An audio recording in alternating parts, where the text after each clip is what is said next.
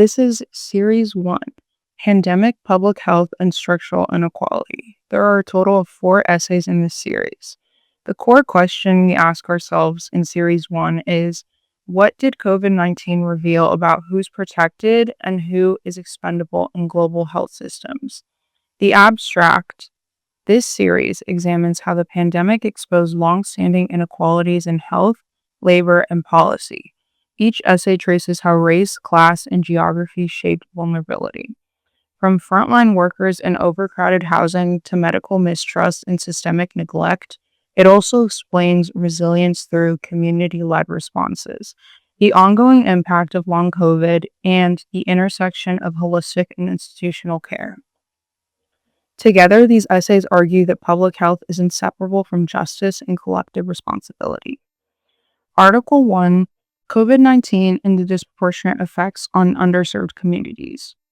Written and narrated by Jessica Vasquez-Luna. COVID-19 did not create inequality, it exposed it. When the pandemic hit, the virus moved through the same fault lines that have shaped health outcomes in the United States for generations: race, class, immigration status, and geography. What many people experienced as an unexpected crisis was, for underserved communities, simply the latest chapter in a long story of structural neglect. The numbers made that reality impossible to ignore. Black, Latino, and Indigenous Americans were hospitalized and died at significantly higher rates than white Americans, even when controlling for age. CDC. The disparities weren't random, they were predictable. Crowded housing, frontline labor, and limited access to healthcare formed the perfect conditions for rapid spread. Many low-income families live in multi-generational households, not because of cultural preference, but because rent is unaffordable. When one person got sick, isolation was nearly impossible. Meanwhile, the people most likely to be exposed were the same people least able to stay home. According to a study in The Lancet, essential workers, disproportionately Black and Latino, faced infection rates nearly double those of remote workers. Chen et al. These were the people stocking grocery shelves, cleaning hospitals, delivering packages, and caring for the elderly. Their labor kept the country functioning, but their protection was an afterthought. Healthcare access only widened the gap. Communities with the highest COVID-19 burden were often the same communities with the fewest clinics, the longest wait times, and the lowest rates of insurance coverage. Historical medical racism also shaped who felt safe seeking care. A 2021 study in JAMA found that medical mistrust rooted in real histories of abuse correlated with delayed treatment and lower vaccination rates among marginalized groups. Bogart et al. When public health messaging ignored that context, it blamed individuals instead of acknowledging the systems that produced mistrust in the first place. Immigrant communities face an additional layer of vulnerability. Many worked in high-risk jobs without paid sick leave. Some avoided testing or treatment out of fear that their information would be shared with immigration authorities. Language barriers and inconsistent messaging made it harder to access accurate information. The virus exploited every gap in the system, and those gaps were widest where policy had failed the longest. But the story isn't only about harm. It's also about resilience. Mutual aid networks, community health workers, and local organizations filled the void left by institutions. Churches distributed food and masks, neighbors checked on elders, grassroots groups translated public health guidance when official channels didn't. These efforts didn't erase the inequities, but they showed what community-centered public health can look like when people are treated as worth protecting. COVID-19 revealed a truth that public health experts have known for decades. Health is not an individual achievement. It is shaped by policy, environment, and history. The pandemic made visible what underserved communities have been saying all along, that inequality is not abstract.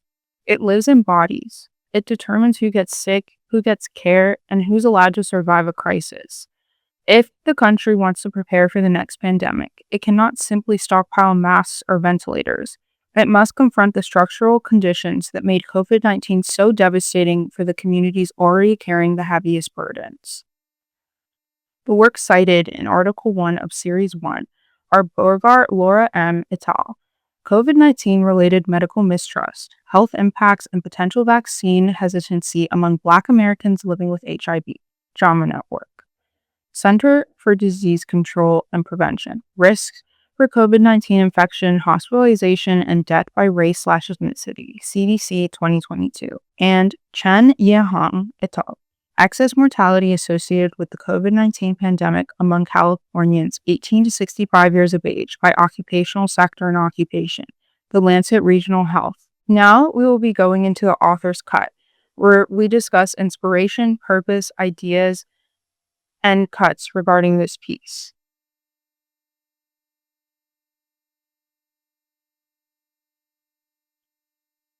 I've been thinking a lot about what this piece means to me now.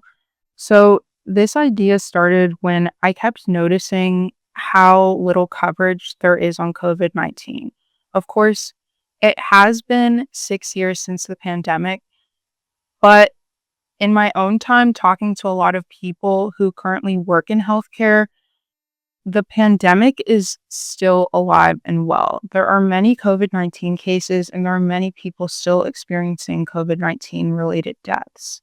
So I wrote this after a conversation that struck with me about a year and a half ago when I was going through my own long COVID troubles. And I was talking to someone who had just done her own nursing residency. She was like grounded with me and told me that a lot of the cases that she was coming across as a Newton nurse were COVID-19 related. So it really made me feel like this essay and that this topic was of the utmost importance. I think that creating spaces where we can openly talk about things that are happening is really important. I think it's also not smart of the media to be pretending like this isn't still happening. Just because the media is not covering this does not mean that people's lives aren't affected daily.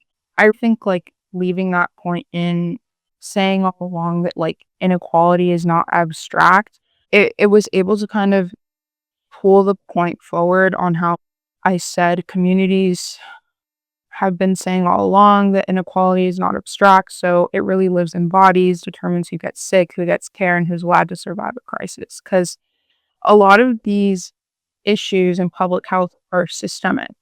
And I think it's time that the systems change because, like I said in my last line, it must confront the structural conditions that made COVID-19 so devastating for the communities already carrying the heaviest burdens. So I think this piece still matters because these communities are still carrying these burdens, and now it's like ultimately super complex. Like to still see so many communities being devastated by this virus, it's genuinely heartbreaking. And seeing the lack of research and how little is being done, I think that this topic in particular is going to hit home for a lot of people. And I hope that at the very least, it creates an opportunity for people to feel seen.